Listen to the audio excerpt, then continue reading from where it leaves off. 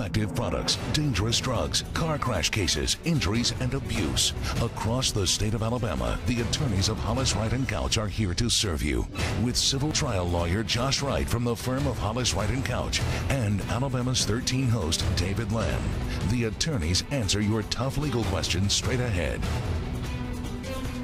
Hello and welcome into the attorneys. Appreciate you being with us tonight. For the next half hour, we're going to have a conversation with a panel of experts. We try to make it easy for you to get your legal questions answered by our panel. Throughout the program, you'll see a way for you to call, text, or email your questions. You can also find the firm of Hollis, Wright & Couch on Facebook and Twitter. More details on that to come. First, though, by way of introductions, Josh Wright is here from the firm of Hollis, Wright & Couch. Good to see you, sir. Good to see you. Hope you had a great week. Indeed it did. I got to tell you, whenever we're tackling the U.S. Constitution in 30 minutes, we got a lot of ground to cover.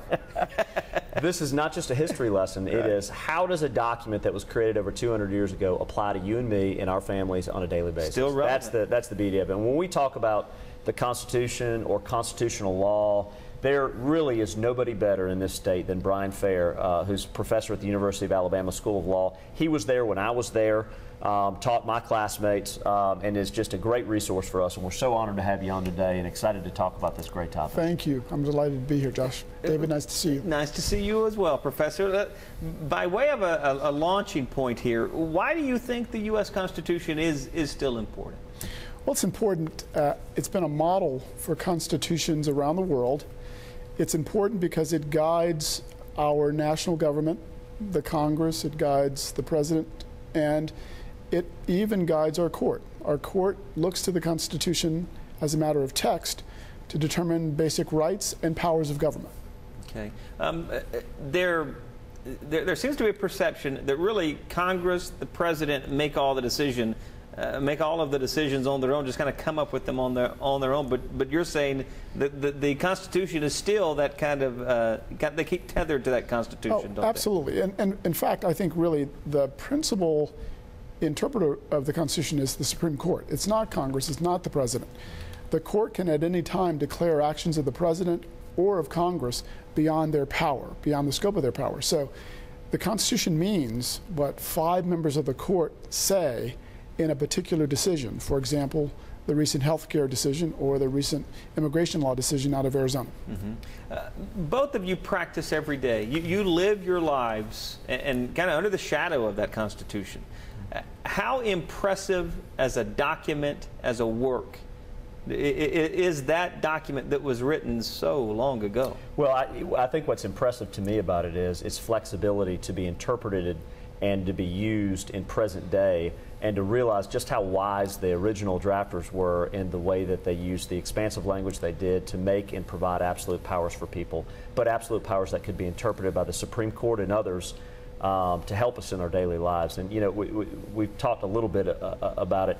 You know, it's impactful for a guy like me who went to law school under Professor Fair over here, in that it establishes the judiciary. In fact, one of the very important amendments in my life is the right to a civil jury trial. Mm-hmm. As a lawyer, the right to a jury trial, the 7th Amendment, impacts me on a daily basis. Without that right, I wouldn't be able to provide a service to my clients. So you start to look back at all the various amendments to the Constitution and the Bill of Rights and the actual document itself, the way it establishes our government, and you recognize that those drafters were so smart and so wise and sage and intelligent to create a document that was going to be able to be used and be applicable in daily life 200 years from that period, which to me is astonishing. It's amazing. I would echo what Josh said and add this. There's a simplicity to the Constitution. There's an order and a structure to the Constitution that has given its longevity. Mm-hmm. One with a basic education can understand and read the Constitution and read the legislative description of power, the executive description of power, the judicial description of power. One can look to the amendment process. So it's accessible. Mm-hmm. It's accessible, and thus, again, I think it's been a model for other governments around the globe. It's also had longevity because of the amendment process. There have been 17 amendments since the Bill of Rights was added in 1791. So we have very few amendments, but there is a process for amendment to expand the rights or powers of government as necessary. And it's kind of amazing to me when you juxtapose the U.S. Constitution or compare it to the Alabama Constitution. The number of amendments we have and the length of our document in Alabama would scare you. It would take you weeks to read it. And the United States Constitution simply established 3 branches of government. It established certain federal powers, and then we've only got 27 amendments from start to finish. And that's kind of amazing when you really look at it. Compare to some of the state constitution amendments that we deal with on a daily basis, especially in Alabama. Again, to echo Josh, the Alabama Constitution, unfortunately and regrettably, is completely inaccessible, even for experts. There are now over 800 amendments to the Alabama Constitution, many of them having nothing to do with statewide issues. So the document is encumbered by details that make it, again, unavailable, incomprehensible for most Alabamians. That's unfortunate. And I hope that someday the Alabama legislature will take seriously the need for a new constitution. But we have a federal one, again, that does work, that has worked for over 220 years, that even in our most difficult times of crisis, when Bush v. Gore was being decided and there was a disputed election about the presidency, the Constitution worked. Right. And whether you were on one side or the other, we didn't have a civil war, right? Yeah. So the Constitution often works. Another great example is after President Kennedy was assassinated, there was an amendment that was created to address some issues that weren't clearly spelled out in the Constitution on what to do during circumstances where a president is unable to lead the country and what the process, protocol, and procedure is from that point forward. So, you know, that's an example of moments in life, moments in our history that have changed our Constitution, but changed it in a way that allows us to continue the structure that we originally had. What do you think was the influence of the framers of the Constitution? Well, the framers met for 4 months between May and September of 1787. They were the leading citizens, they were governors, they were representatives of the state legislatures, they were merchants, they were well-read, well-trained. They met to propose a new document to address defects in the Articles of Confederation. Okay. So all Americans know about the Constitution, but they may not know that for a period of 8 years, we had a different document, one that did not provide for a national legislature, that did not provide for or at least a powerful national legislature that could raise revenues, for example, that did not control commerce, that did not control economic rivalries between and among the states. So the new Constitutional Convention was designed to address many of the defects of the Articles of Confederation. And the framers, from their training in law, from their experience in politics, from their broad reading, drafted a document that in many ways still shapes the core of our organic law. The wisdom that is the foundation of the Constitution is what's amazing to me. The wisdom that they had, again, for a document that would be applicable and relevant some 200 years down the road is amazing. It is absolutely amazing. Our conversation tonight centering around the U.S. Constitution. More to come as we head to break. A reminder, we'd love to hear from you. You can call, text, or email your questions into us. You can also find the firm of Hollis, Wright & Couch. Just search that term. You'll find them on Facebook, Twitter. It's Hollis_Wright. Stay tuned. We're coming right back.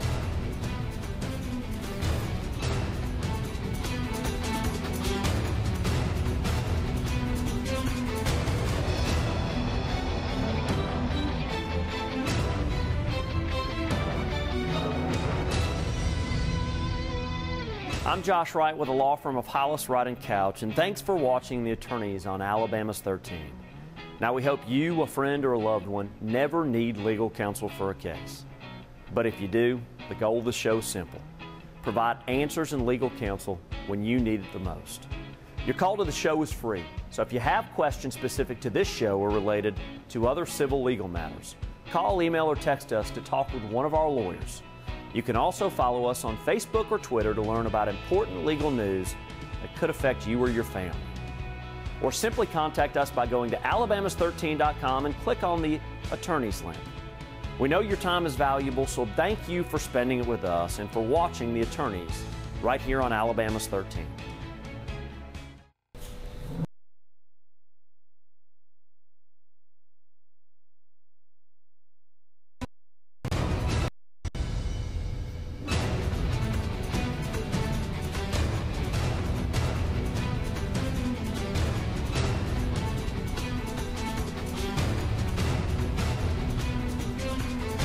amazing look at what is an amazing document, the U.S. Constitution. Welcome back in to the attorneys for the next few minutes. A couple of segments remaining in our discussion. Would love to hear from you. You can check in with us. That information will be on the screen throughout the remainder of this show. You can call, text, or email us. Interesting conversation we're having. Where we kind of jumped off, I wonder, how does the Constitution affect all of us on a daily basis? You want to tackle? Sure. Well, it affects us in almost every way. Whenever there's a conflict between the national government and the states, the president proposed healthcare legislation. The Congress passed the legislation. It was challenged in the courts of the United States, and ultimately the Supreme Court had to decide whether Congress had acted beyond the scope of its power. So whenever there's a contested question, the Second Amendment recently, there has long been a view in the United States that the Second Amendment protects individual rights. Historically, the Supreme Court had said it only protected collective rights. Well, 5 years ago, the court reversed itself and declared that the Second Amendment provides an individual right to keep and bear at least a handgun in the home. So all kinds of issues arise. Immigration law is hot currently. Right. Whether or not states can enact immigration registration rules. Recently, the Supreme Court has said that parts of the Arizona law are unconstitutional. So there are all of these issues where the rights of individuals are regulated by government, or where competing governmental powers collide, and the court has to resolve those kinds of questions. So there are many ways in which the Constitution affects us every day. And from a practitioner's perspective, a lawyer's perspective that's handling cases on a daily basis, the Bill of Rights, which are the first 10 amendments to the Constitution, are critically important. Professor Fair was talking about the right to bear arms. You've also got the freedom of speech, the First Amendment, and the right to congregate together or have meetings and hold meetings, the right to be free of unusual and cruel punishment. Even for prisoners, they have certain rights, and those that are in pre-confinement circumstances before they've been convicted have rights. So there is a whole host of Bill of Rights that somebody has that are applicable in our legal system on a daily and weekly basis that lawyers use to their benefit. Those lawyers generally are lawyers that handle civil rights-based claims, and there are plenty of them around our state and across our country that use those laws to their advantage. A question that we have in, are there times that I may forfeit my constitutional rights as a citizen of the U.S. and not even know that I have done so? That's a good question. It's hard to forfeit your rights. Of course, Josh mentioned prisoners. Right. People who are convicted of felonies do lose some of their constitutional rights. The right to vote, for example. Sometimes those rights can be restored after completing one's sentence. I'm going to go back to another point that Josh made. Again, when you think about something as important as religious liberty, right, something that is very important to many Americans, it's grounded in the First Amendment of the Constitution. Freedom of speech, grounded in the First Amendment. Again, this right to bear arms, to protect oneself or one's family, grounded in the Second Amendment. Freedom from unreasonable searches and seizures, grounded in the Fourth Amendment. The Fifth Amendment's protections before the government can come after you, it has to prove crime, and the Constitution makes it difficult for the government to put you in prison. You're afforded a right to an attorney under the Sixth Amendment. You have the freedom of the privilege against self-incrimination. All of those are individual rights grounded in our Constitution, again, written in 1791. Another good example is double jeopardy under the Fifth Amendment. Exactly. I mean, that's applicable in circumstances where you can't double prosecute somebody for the same crime. So if you've been found not guilty you're not allowed to be re-prosecuted, which happened many, many, many centuries ago, and that was the commonplace.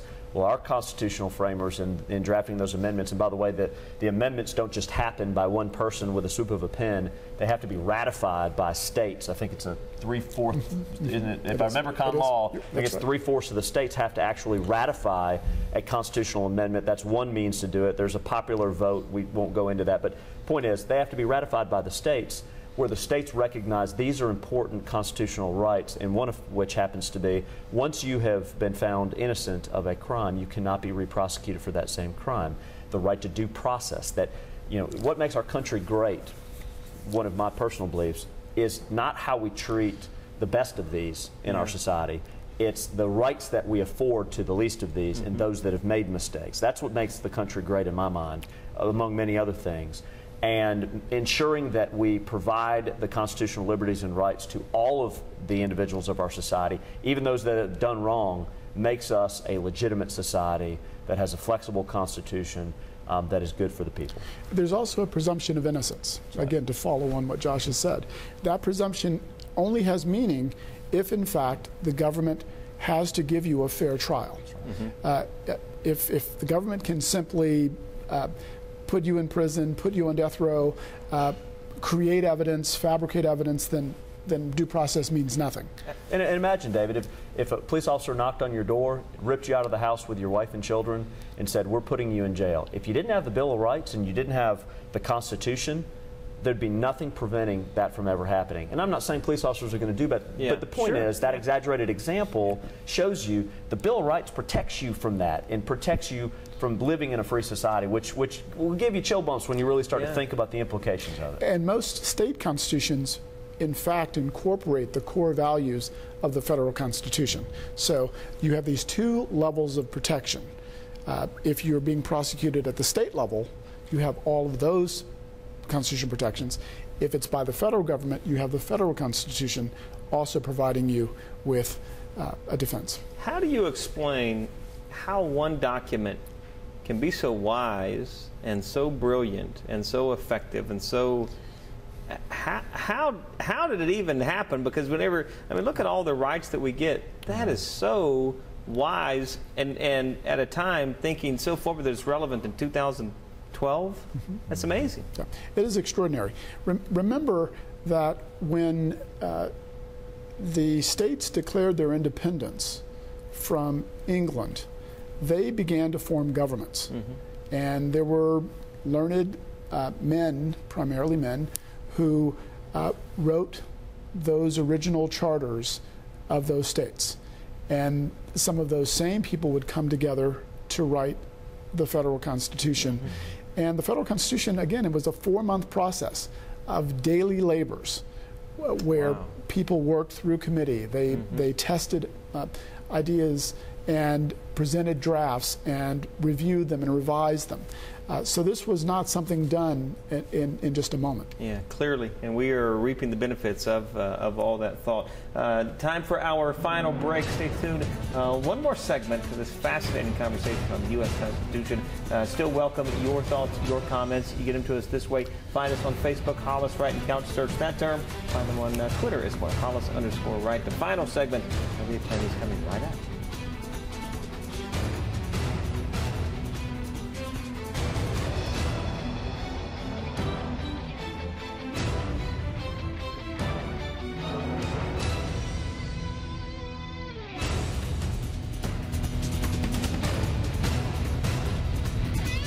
From all of us at the law firm Hollis, Wright, and Couch, we're glad to have you here with us every Sunday night on Alabama's 13. This week, we're discussing the U.S. Constitution, including its development, the rights it gives to all citizens, and the impact the Constitution has on our daily lives. First, remember the Constitution is there to protect you. The U.S. Constitution is the oldest and shortest one-document written constitution of any major government in the world. This document provides the form of government that we live under and gives you rights as a citizen.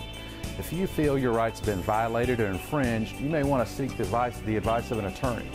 Second, the Constitution creates the judicial branch of government, including the U.S. Supreme Court. It's a check on the power of the President and Congress, and it issues opinions interpreting the Constitution, the power of the President, Congress, and states. These decisions affect all of us every day. For example, recent U.S. Supreme Court decision involving immigration and health care reform may affect you. Please remember your call, email, or text to the attorneys is free. All of us at Hollis, Wright & Couch want to help answer your questions on real issues you face. Remember, a competent lawyer will respond to every question you send in. That's our pledge and promise to you. Thanks for watching The Attorneys on Alabama's 13.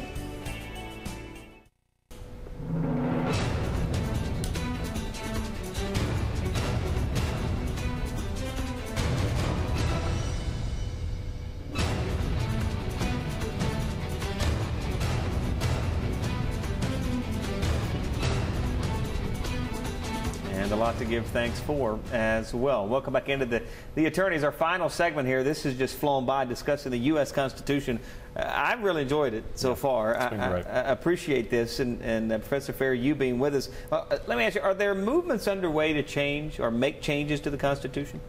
Well, on two levels. First, in the United States, there are often proposals to change the Constitution to address flag burning, to address the controversy over abortion, prayer in schools. Those almost never gain traction. Right. There's currently a move to adopt a new equal rights amendment for women, which failed.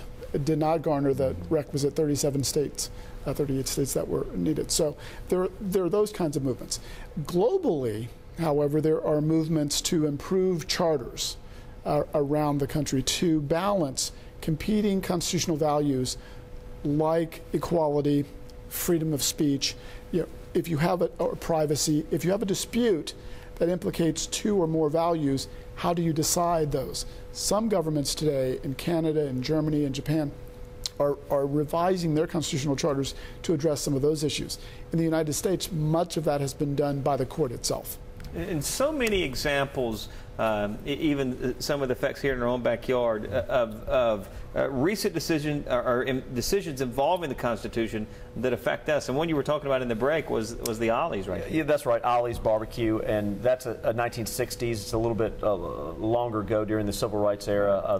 Mr. Katzenbach was not allowed to eat at Ollie's. There's a long history that we won't go into, but the short of it is, it made its way all the way to the United States Supreme Court, and ultimately in 1964 the U.S. Supreme Court issued an opinion arguing that and stating that the Commerce Clause, that Ollie's affected interstate commerce, and that they did not have the ability to discriminate against people like Mr. Katzenbach. And in the break, Professor Fair was mentioning that Mr. Katzenbach just recently passed away. It's interesting, a historic figure in our state. Right. Katzenbach was actually the Deputy Attorney General under Johnson, and then under Kennedy, and became the Attorney General. So he represented the plaintiffs.